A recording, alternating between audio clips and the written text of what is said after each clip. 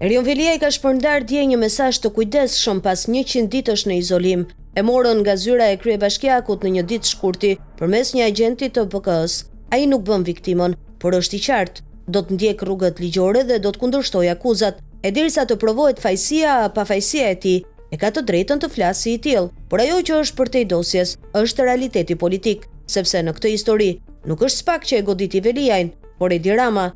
Në historinë e sultanëve vjen një moment kur djali i madh, më popullori, më i pëlqyeri nga jeniçerët duhet vrarë, sepse për sultanin froni është më i rëndësishëm se gjaku. Siç e bëri Sultan Sulejmani me Mustafan, siç e bëri Erdogani me Davutoglun, ashtu e bëri edhe Edi Rama me Erion Veliajin, sepse krijesa guxoi të bëjë figurë politike, dhe kjo nuk falet. Veliaj nuk është Berisha, nuk është Meta, nuk është as pesha e një krahu të vjetër të sistemit. Ai është produkti drejt për drejt i Edi Ramës, i rritur me dorën e tij, i mbështetur në çdo hallk, i përdorur për të rrëzuar Fatosnanon, për të thyer Ilir Metën, për qetësuar ndërkombëtarët. Por në momentin që shfaqet si profili më vetësishëm, si njeri me mbështetje në Tiranë, me vota reale dhe me ambicie për më shumë, Rama bën atë që bën çdo autokrat, e asgjëson. Sot të gjithë njerëzit e Veliajit janë të djegur. Kandidatët e lidhur me të nuk kaluan. Administrata e bashkisë është pastruar nga të tij. Ai nuk është më kryetari i Bashkisë së Tiranës, as de facto, as de jure. Politika e tij është e zhbër, rrjeti është shpërbër.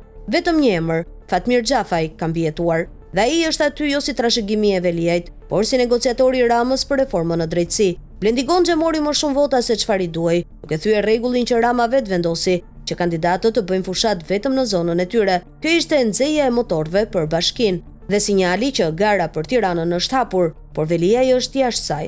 Ai ka kuptuar vetë Veliaj gjatë 100 ditëve në qeli, ai kupton se nuk ka më kthim në EPS, në administrat, në strukturë, që nuk ka më listë për të, që ka mbetur vetëm me diplomën e tij të Londrës, me anglishten e mirë dhe me përvojën në OJF, se nëse kthehet si drejtuesi një NGO-je, do të jetë qesharak. Ai nuk është më një këshilltar i dikujt, por një ish kandidat për front.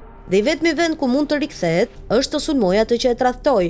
Po, Rama i dha gjithçka, por edhe Sulejmani e bëri Mustafajin trashëgimtar, derisa i preu fytin. Nëse Veliaj nuk e kupton këtë, atëherë nuk ka më vend në politik. Nëse e kupton, ka vetëm një rrugë, të kthehet në skenë jo si peng, por si kundërshtar, sepse kur babai të bën kurban, nuk të mbetet gjë tjetër veç se ta vrasësh politikisht, sepse ka edhe gjak për të marrë.